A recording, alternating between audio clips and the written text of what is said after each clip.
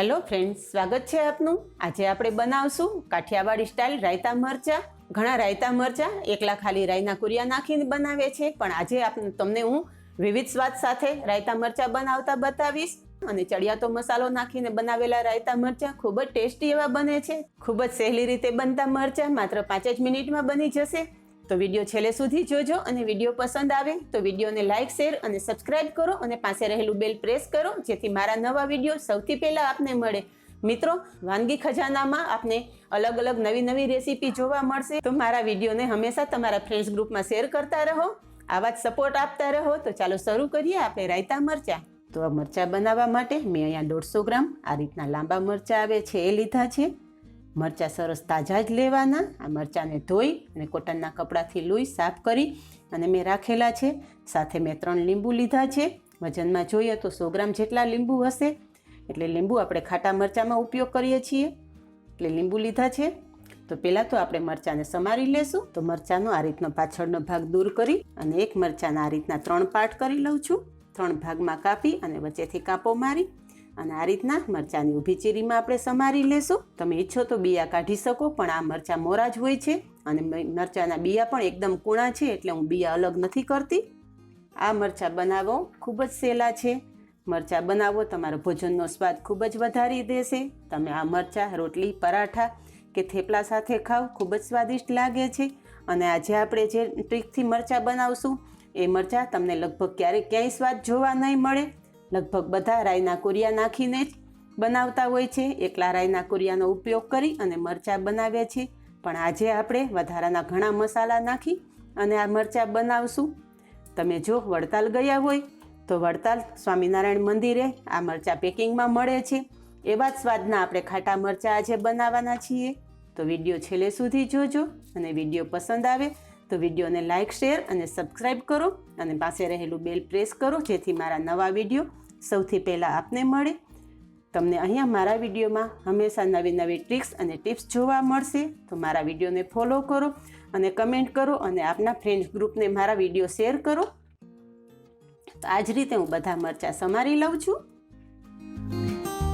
હવે મરચાં સમારી અને આપણા તૈયાર છે। તો મરચાંમાં હું અડધી ચમચી હળદર નાખીશ અને 1 ચમચી મીઠું નાખીશ। હળદર અને મીઠું આપણે સરસ મરચાંમાં મિક્સ કરી દેવાનું છે।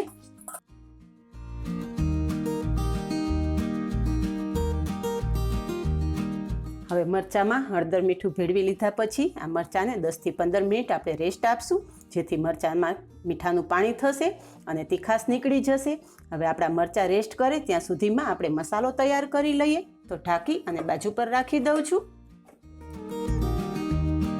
હવે મસાલો તૈયાર કરવામાં મેં અહીંયા 50 ગ્રામ રાઈના કુરિયા લીધા છે, 150 ગ્રામ મરચાં લીધા છે। પ્રોપર માપ સાથે તમને આજે હું મરચાંની રેસીપી બતાવું છું। ઘણા લોકો એકલા રાઈના કુરિયાથી જ મરચાં બનાવે છે, પણ આજે આપણે રાઈના કુરિયા નાખશું। 50 ગ્રામ રાઈના કુરિયા લીધેલા છે, તો 50 ગ્રામ રાઈના કુરિયા એડ કરું છું। સાથે મેં 25 ગ્રામ મેથીના કુરિયા લીધા છે। મેથીના કુરિયા અને રાઈના કુરિયાથી રાયતા મરચાંનો સ્વાદ ખૂબ જ સરસ આવે છે, તમારા ભોજનનો સ્વાદ ડબલ કરી દેશે જો તમે મારી રીતે મરચાં બનાવશો તો। આ મેથીના કુરિયા પણ આપણે નાખી દઈશું। સાથે 2 ચમચી મેં વરિયાળી લીધી છે, વરિયાળી મિક્સર જારમાં એડ કરી દઈશું।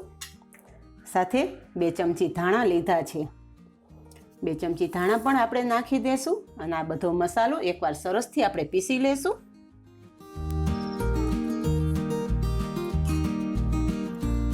મસાલો મેં પીસી લીધો છે। મસાલો આ રીતના અધકચરો પીસવાનો છે, એકદમ ફાઇન પાવડર નથી કરવાનો।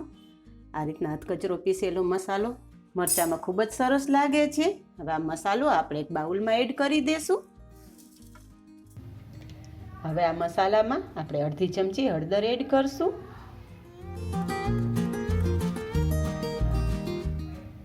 અને અડધી ચમચીથી ઓછું થોડું મીઠું નાખશું, કારણ કે આપણે મરચાંમાં પણ મીઠું નાખેલું છે।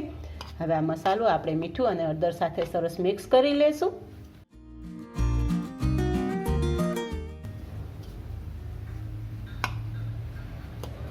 હવે મસાલો મિક્સ થઈ ગયો છે। મસાલામાં આપણે વચ્ચે હિંગ નાખશું। હવે મસાલામાં આપણે વચ્ચે હિંગ નાખ્યા પછી હું આ 1 વાટકી તેલ ગરમ કરું છું। અહીંયા મેં સિંગ તેલ લીધેલું છે. અથાણામાં બને ત્યાં સુધી સિંગ તેલનો જ ઉપયોગ કરવો. સિંગ તેલથી અથાણું લાંબા સમય સુધી સ્વાદ અને કલર જળવાઈ રહે છે. તો શક્ય હોય તો સિંગ તેલનો જ ઉપયોગ કરો. જોઈએ આપણા હાથમાં વરાળ લાગે એવું ગરમ તેલ થઈ ગયું છે. હવે આ તેલ આપણે ઉતારી અને થોડું ઠંડુ થવા દેશું. ડાયરેક્ટ આપણે રાઈના કુરિયામાં તેલ એડ કરવાનું નથી. થોડું ઠંડુ થયા પછી જ આપણે તેલ એડ કરશું, નહીંતર રાઈના કુરિયામાં કડવો સ્વાદ આવી જશે. આપણું તેલ થોડું ઠંડુ થતાં મસાલામાં મિક્સ કરી દેશું. અને અહીંયા મેં લીંબુનો રસ પણ કાઢીને રાખેલો છે. લીંબુનો રસ પણ આપણે એડ કરી દઈશું. અહીંયા આપણે લીંબુનો રસનું પ્રમાણ વધારે રાખીએ છીએ. આપણે ખાટા મરચાં બનાવીએ છીએ અને આ મરચાં બનાવી અને તમે 6 મહિના સુધી સ્ટોર કરી શકો તો પણ મરચાંમાં બિલકુલ ખરાબ નથી થતા. આ લીંબુનો રસ પણ આપણે મસાલામાં એડ કરી દઈશું. તો મસાલો એડ કરી દીધા પછી આ મરચાં મેં કાણાવાળા વાસણમાં કાઢી લીધેલા, એટલે મરચાંમાંથી પાણી નીકળી અને આપણા મરચાં સરસ કોરા થઈ ગયા છે. તો હવે આ મરચાં આપણે આ મસાલામાં એડ કરી દઈશું.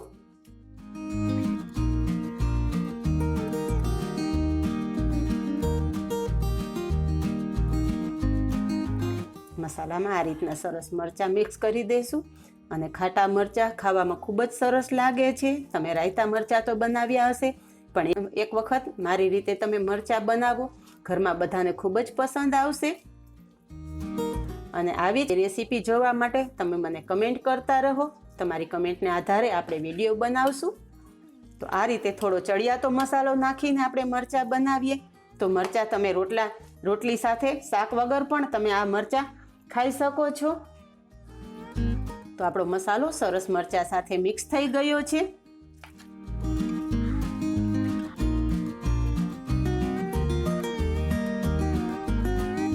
બે દિવસ રાખી અને તમે આ મરચાં ખાશો તો વધારે સ્વાદિષ્ટ લાગશે. અને આ મરચાં તમે સ્ટોર કરવા માટે કાચની બરણી સરસ ધોઈ સાફ કરી અને તાપમાં 1 કલાક રાખી અને પછી તમે એ કાચની બરણીમાં મરચાં ભરવાના, જેથી તમે મરચાં લાંબો સમય સુધી સ્ટોર કરી શકો. આ મરચાં આપણે અત્યારે ઢાંકી અને 2 કલાક પૂરતા રાખી દઈશું અને એક વખત ઉપર નીચે કરશું. 2 કલાક પછી એક વખત સરસ આ રીતે મિક્સ કરી અને આ મરચાં આપણે કાચની બરણીમાં ભરી લેશું. કાચની બરણી સરસ આવી રીતના ચોખ્ખી લેવાની, તાપમાં તપાવી અને પછી આ રીતના આપણે આ બરણી લીધેલી છે. આ મરચાં આપણે બરણીમાં ભરી લેશું. 2 થી 4 મહિના સુધી આ મરચાં સ્ટોર કરી શકો છો. અને મરચાંમાં બિલકુલ વાસ નથી આવતી કે મરચાંમાં બિલકુલ પાણી નથી થતું, કારણ કે આપણે આમાં લીંબુનું પ્રમાણ વધારે રાખેલું છે. આ રીતના વધારે લીંબુનું પ્રમાણ રાખી અને વધારે લીંબુના રસવાળા તમે મરચાં બનાવશો તો સ્વાદમાં તો ખૂબ જ સરસ થશે જ, પણ તમે સ્ટોર કરશો તો મરચાં લાંબા સમય સુધી કલર અને સ્વાદ બંને જળવાઈ રહેશે.